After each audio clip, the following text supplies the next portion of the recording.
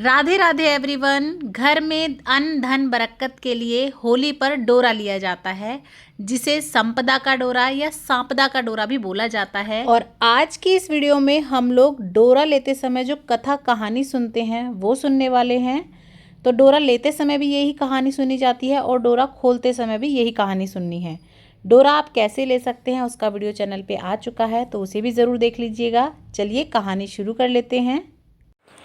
एक नल राजा था, उसकी दमयंती नाम की रानी थी। एक दिन महल के नीचे एक बुढ़िया आई जो संपदा माता का डोरा बांट रही थी और कहानी सुना रही थी। वहाँ पर बहुत भीड़ हो रही थी, सब औरतें डोरा ले रही थी। रानी ने ऊपर से देखा और दासी से बोली कि नीचे देखकर आ, किस चीज़ की भीड़ हो रही है। तो वह देखकर आई और बोली कि एक बुढ़िया संपदा का डोरा बांट रही है, जिससे धन लक्ष्मी होती है। वह डोरा कच्चे सूत की 16 तार की 16 गांठ देकर और हल्दी में रंग कर पूजा करके 16 नए जौ की आंखें हाथ में लेकर संपदा माता की कहानी सुनकर गले में बांधे। तब रानी ने भी डोरे की पूजा करके अपने हार में बांध लिया। जब राजा बाहर से आया तो डोरा देखकर बोला कि रानी, आज हार में क्या बांध रखा है। तो रानी बोली कि संपदा माता का डोरा बांध रखा है, इससे धन लक्ष्मी बढ़ती है। तो राजा बोला कि आपने पास तो बहुत सारा धन है, और कहकर राजा ने डोरा फेंक दिया। उसी रात को स्वप्न में संपदा माता बोली कि राजा, मैं तो संपदा हूँ, इसीलिए जा रही हूँ, तेरे धन कोयला हो जाएगा। सुबह उठकर जब राजा ने देखा तो सारा धन कोयला हो गया। तब राजा बोला कि रानी, हम यहाँ पर ब्राह्मणी की लड़की को छोड़ देंगे, जो रोज यहाँ पर दिया जला देगी, पानी भरेगी, घर में झाड़ू करेगी और घर में बैठी रहेगी, और हम दूसरे गांव में जाकर रहेंगे। जब वह तालाब पर पहुंचे तो राजा ने वहां पर 2 तीतर रानी को लाकर दिए और बोला, तू इन्हें भून कर रख, मैं अभी नहा कर आता हूँ। रानी ने तीतर भून लिए। तब दोनों खाना खाने बैठे तो तीतर उड़ गए। फिर राजा रानी अपनी बहन के घर पहुंचे। बहन ने उन्हें पुराने घर में ठहरा दिया। राजा रानी बहन के घर में गए तो वहां बहन ने सोने का बछड़ा बछड़ी पड़ा था, वह जमीन खा गई। तो राजा रानी से बोला, यहाँ से चलो, नहीं तो अपने सिर लग जाएगा। और वहाँ से दोनों चले गए। वहाँ से राजा के दोस्त के घर गए तो उन्हें पुराने महल में ठहरा दिया। वहाँ पर गए तो वहाँ 1.25 करोड़ का हार खूंटी पर टंगा हुआ था। वहाँ पर मोर बना और वह मोर खूंटी जो है वो उन हार को निकल गई। तब राजा रानी बोले कि यहाँ से भी चलो, नहीं तो अपने सिर हार की चोरी लग जाएगी। तो रानी बोली, किसके घर जाने की बजाय जंगल में लकड़ी बेचकर हम अपना पेट भर लेंगे। वह एक सूखे बगीचे में पहुँच गए। बाग हरा भरा हो गया। बाग का मालिक बहुत खुश हुआ। उसने देखा वह स्त्री पुरुष सो रहे हैं। उन्हें जगाकर बाग के मालिक ने पूछा, तुम कौन हो जो 12 वर्ष का सूखा बाग हरा हो गया। तो राजा रानी ने कहा, हम एक मुसाफिर हैं, काम की खोज में आए हैं। और वे वहाँ पर नौकरी करने लगे। मालिन रानी से बोली कि तू सिर्फ फूल की माला बाजार में बेच आया कर। एक दिन बाग की मालकिन कथा सुन रही थी और डोरा ले रही थी।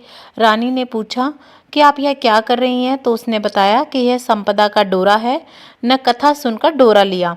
राजा ने अपनी पत्नी से कहा, यह डोरा किसका बांधा है। तो रानी बोली कि यह वही डोरा है, आपने एक बार तोड़कर फेंक दिया था, उसी कारण संपदा देवी हमसे नाराज हुई थी। रानी बोली, यदि संपदा माता सच्ची है तो फिर हमारे पर पहले जैसे दिन लौटा देंगी। उसी दिन राजा को रात में पहले की तरह स्वप्न आया। एक स्त्री कह रही थी, मैं जा रही हूँ, दूसरी कह रही थी कि मैं वापस आ रही हूँ। राजा ने दोनों के नाम पूछे तो आने वाली ने अपना नाम लक्ष्मी बताया और जाने वाली ने अपना नाम दरिद्रता बताया। तो राजा ने पूछा कि मुझे पता कैसे चलेगा। तब संपदा बोली कि जब सुबह कुएं से जल भरने जाएंगे तो पहली बार जो निकलेगी, दूसरी बार में हल्दी की गांठ, तीसरी बार में कच्चा सूत निकलेगा। संपदा माता ने उन्हें खूब सारा धन दिया। फिर राजा रानी बोले कि अब हमारे 12 वर्ष पूरे हो गए हैं और अच्छे दिन आ गए हैं, इसीलिए हम अपने घर जा रहे हैं। तब मालिन ने कहा, ठीक है, तो ये धन ले जाओ। वहाँ से वह अपने दोस्त के यहाँ पहुँचे तो दोस्त ने राजा को अपने नए महल में ठहराया। फिर राजा बोला कि हमें वहीं पर ठहरा दो जहाँ पहले ठहराया था। वहाँ जाकर देखे तो जो हार मोर निगल रहा था वही खूंटी इस बार उगल रही है और उनका कलंक जो है वो उतर गया। वहाँ से वह बहन के घर गए तो बहन ने उन्हें नए महल में ठहराने के लिए कहा।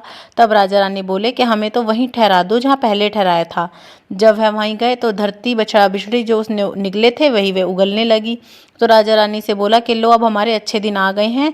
वहाँ से राजा रानी सरोवर के किनारे पहुँचे। जो दोनों तीतर पड़े थे वे समझ गए कि वह वही तीतर हैं जो उड़ गए थे।